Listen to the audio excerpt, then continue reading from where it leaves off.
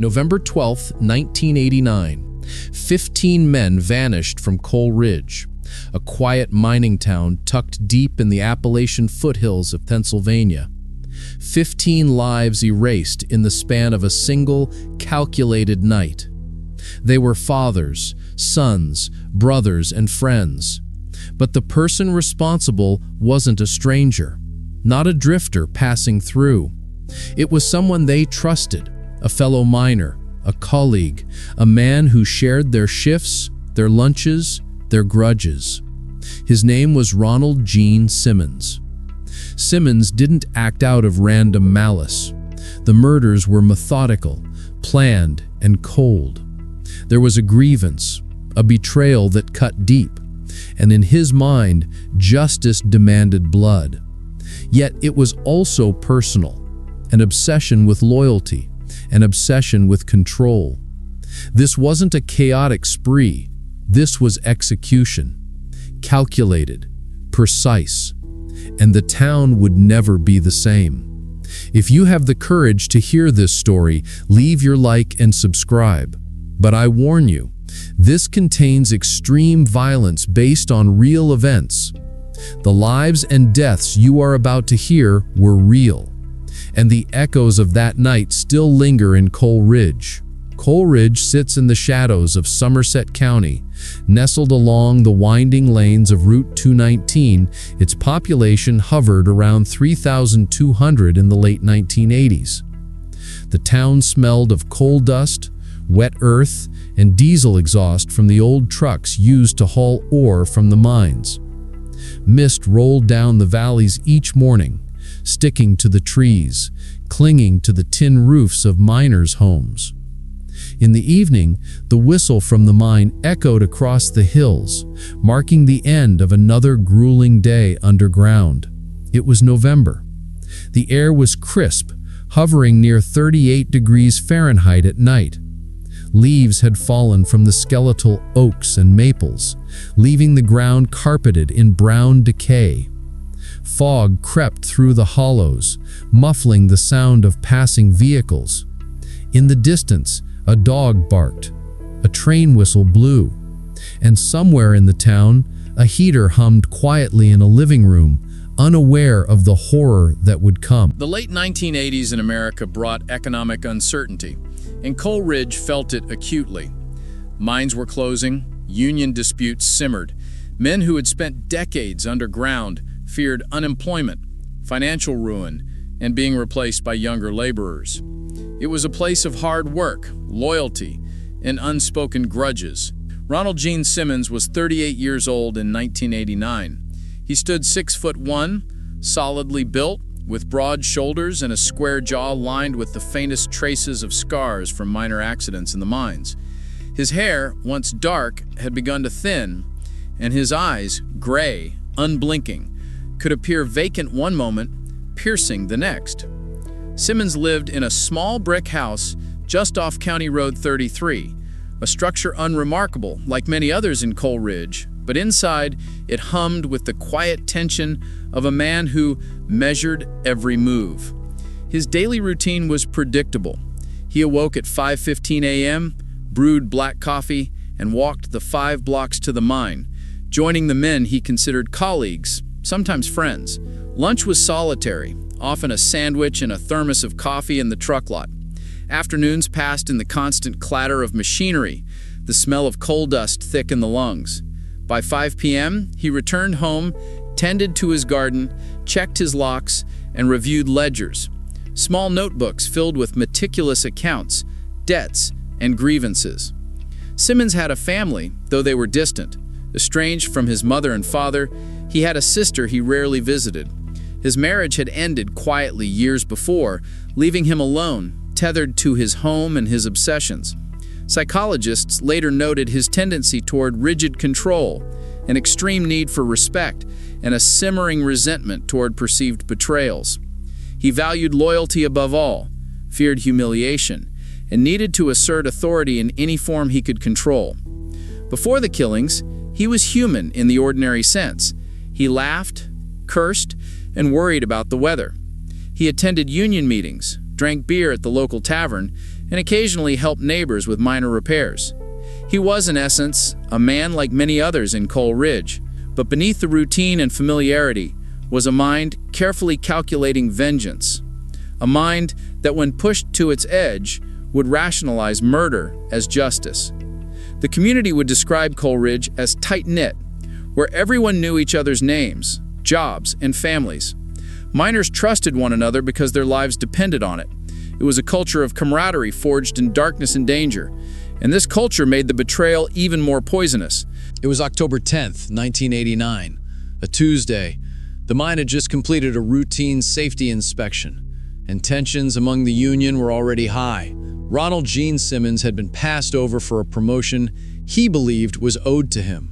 The union had awarded the foreman position to Carl Whitman, a man Simmons considered less experienced, less capable, but far better liked by the higher-ups. Simmons discovered the decision at the Union Hall, the walls echoing with applause for Whitman. He approached quietly, hoping for a private word, a chance to appeal. "I've been here longer. I know this mine," he said, voice tight. Whitman looked at him, calm, dismissive. "The vote's done, Ronald. Maybe next time." Next time. The words burned. To Simmons, this wasn't a simple promotion.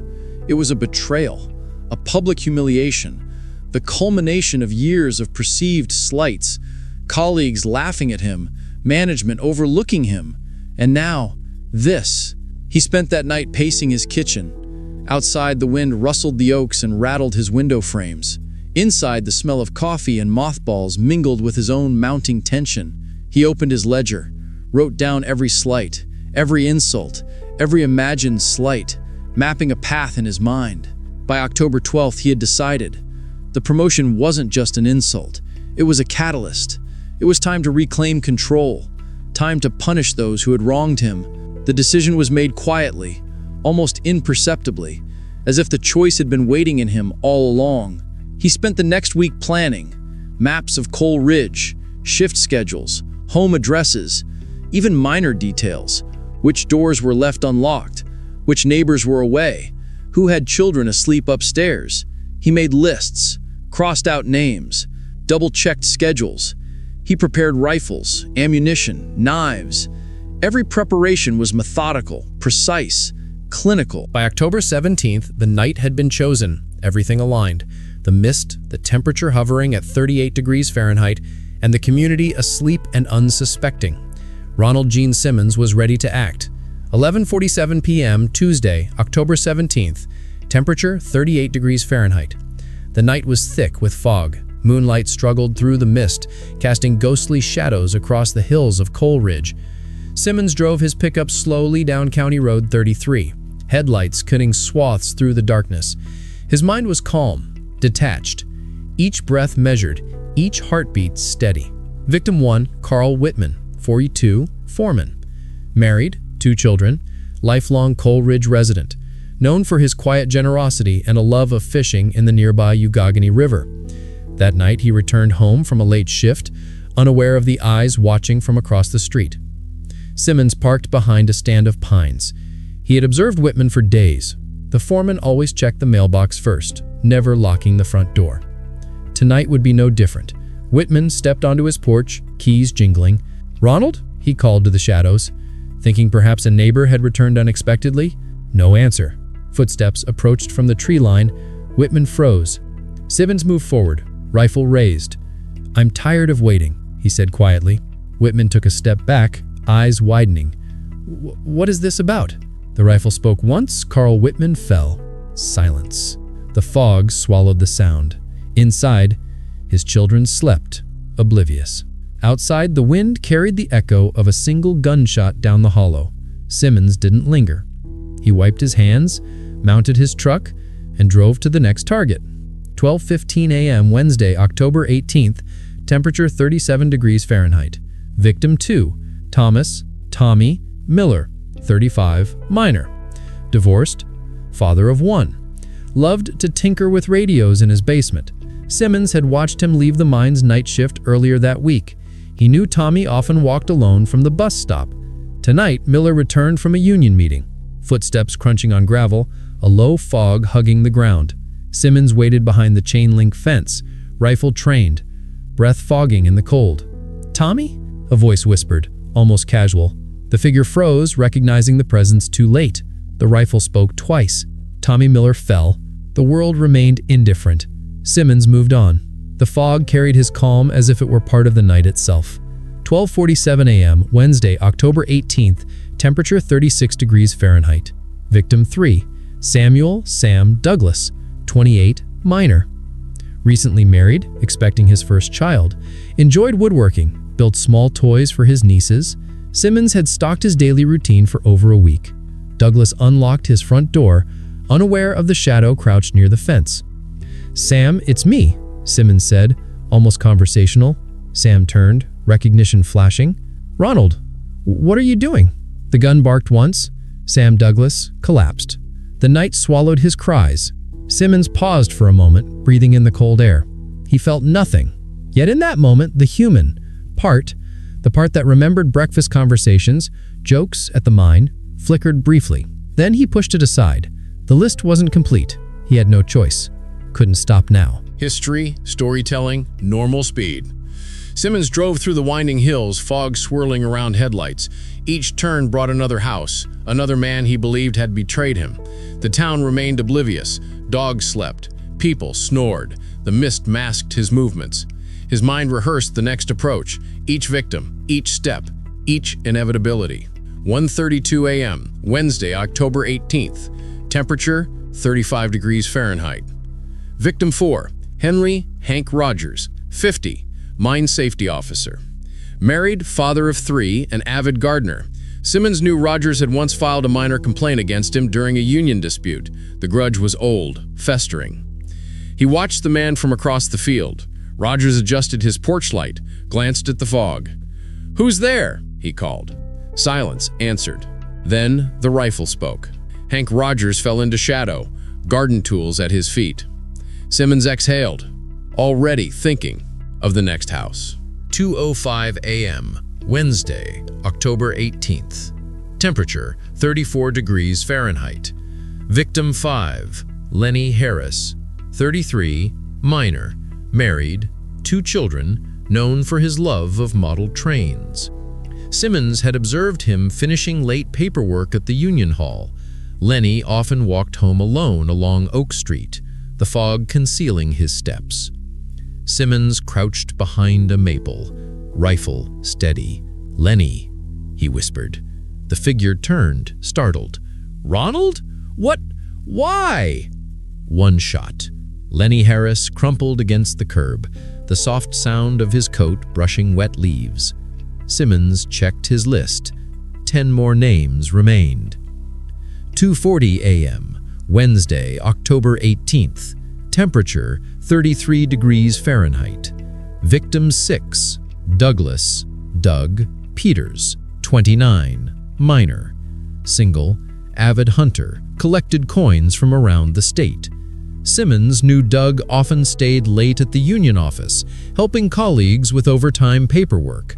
Tonight, he returned home unaware of the shadows stalking him across the street. "Doug, stop!"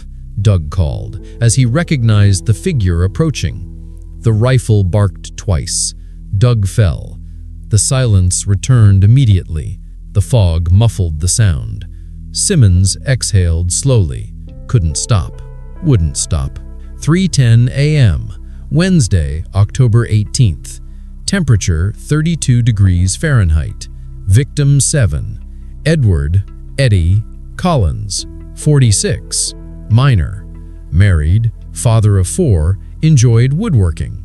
Simmons remembered a brief argument with Eddie months prior about a union vote. Tonight, Eddie returned home from the late shift, boots crunching frost-covered gravel. Simmons stepped from the shadows. "Edward, it's time," he said quietly. Eddie's eyes widened. "Ron! No! Please!" The rifle spoke once. Eddie Collins fell. Simmons stood, surveying the small yard, cold and calm. Another name crossed off. 3:45 a.m., Wednesday, October 18th. Temperature 31 degrees Fahrenheit. Victim 8, Richard Rick Lawson, 38, minor, single, musician, played guitar in a local bar. Simmons had stalked him for several nights, memorizing patterns, noting which windows were unlocked. He approached silently, the rifle steady. "Rick," Simmons whispered, "it's done." One shot. Rick Lawson collapsed on the frost-laden grass. Simmons' heartbeat remained steady, focused, unwavering. 4:10 a.m., Wednesday, October 18th. Temperature 30 degrees Fahrenheit. Victim 9, Walt Green, 41, minor, married, 3 children, enjoyed woodworking and raising pigeons. Simmons had visited Walt's daily route, noting the locked back door was occasionally left open. "Walter, come with me," Simmons said. Walter shook his head. "I don't understand, Ronald." The rifle spoke. Walt Green fell. The world remained still. Simmons did not hesitate. The fog thickened, dew settling onto the truck's windshield. Simmons drove slowly, listening to the engine hum, the tires crunch on frost-hardened gravel. His mind ran over the list, checking off each victim, calculating the time left before dawn. The town was still asleep. A lone dog barked distantly. Smoke drifted from chimneys. Nothing betrayed the carnage unfolding in silence. 5 a.m., Wednesday, October 18th. Temperature 29 degrees Fahrenheit. Victim 10, Joseph Joe Franklin, 36, minor, married, 2 children, passionate about local baseball leagues. Simmons had followed him home from the mine for 3 nights, memorizing the porch routine. Joe stepped out to retrieve the newspaper.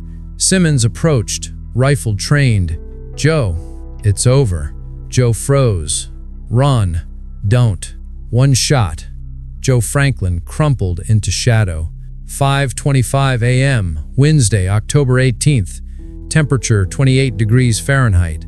Victim 11, Sammy Brooks, 32, minor, single, recently engaged, loved fishing on the Youghiogheny River. Simmons knew he worked late and had no locks on his front door. "Sammy, come here," Simmons whispered. The engagement ring caught the faint moonlight. One shot. Sammy Brooks fell. 5:50 a.m., Wednesday, October 18th. Temperature 27 degrees Fahrenheit. Victim 13, Frank Lawson, 45, minor, married, father of 2, played drums in a church band. Simmons had noted that Frank left his lights on, but kept the front door unlocked. "Frank, we need to talk," Simmons said. Frank turned. One shot. Frank Lawson fell. 6:15 a.m., Wednesday, October 18th. Temperature 27 degrees Fahrenheit.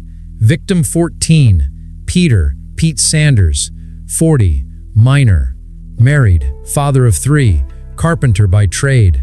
Simmons had seen him working in his garage, tools scattered. "Pete, it ends now," Simmons said. Pete's eyes widened. One shot. Pete Sanders fell. 6:40 a.m., Wednesday, October 18th. Temperature 26 degrees Fahrenheit. Victim 14, Michael Turner, 39, minor, single, loved photography, especially landscapes of Appalachia. Simmons approached quietly, rifle trained. "Mike, please, Ronald." One shot. Mike Turner fell. 7:05 a.m., Wednesday, October 18th.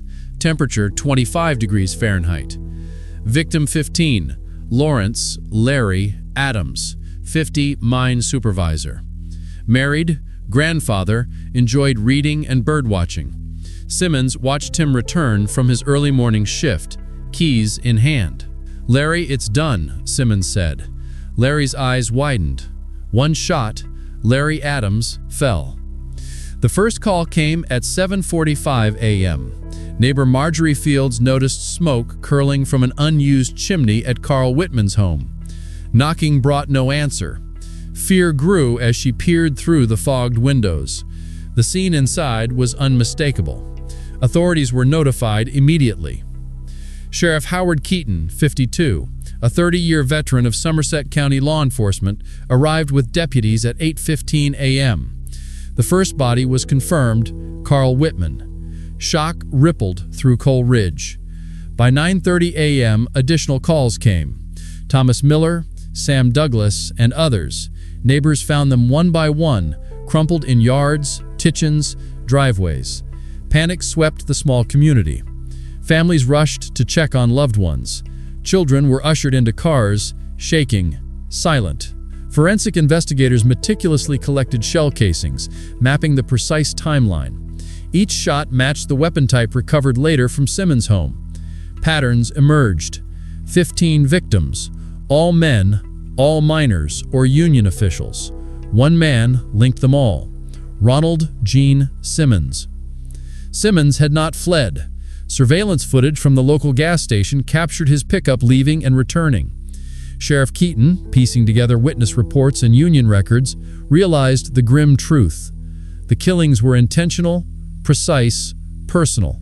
Coal Ridge was forever altered. By 11:30 a.m., Simmons was located in his home, sitting calmly on the porch, rifle removed, hands resting on his knees. "I did what had to be done," he said quietly when confronted by Keaton. No struggle, no fight, just a chilling calmness. The trial began on March 5, 1990, at the Somerset County Courthouse. The courtroom was packed. Relatives, neighbors, journalists, and friends of the victims. Judge William Harrow presided, his voice carrying the weight of decades of precedent, yet struggling to contain the gravity of the case before him. The prosecution laid out the meticulous planning. Witness testimony, shell casings, Simmons' own notebooks, surveillance logs, and his admission at arrest. 15 men, killed over a single night, all targeted, all premeditated. This was not a crime of impulse, the lead prosecutor stated. It was calculated, deliberate, and cold. The defense attempted to argue diminished capacity, citing his isolation, psychological stress, and perceived betrayals. They suggested that Simmons had been pushed to the edge by personal and professional grievances. The jury, however, was unconvinced. The evidence of planning, surveillance, and precise execution painted a portrait of a man entirely aware of his actions. Deliberations lasted 11 hours over 2 days. On March 14, 1990, the jury returned, guilty on all counts. Simmons' expression was unreadable. Judge Harrow handed down the sentence: 15 consecutive life terms without parole. He looked directly at Simmons. "You took 15 lives to settle your grievances. You will spend the rest of yours ensuring no further harm is possible."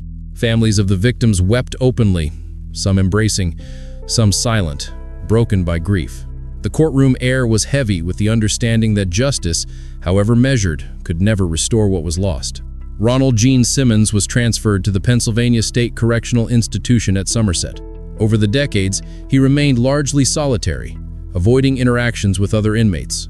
Letters from relatives went unanswered. No parole hearings were ever granted.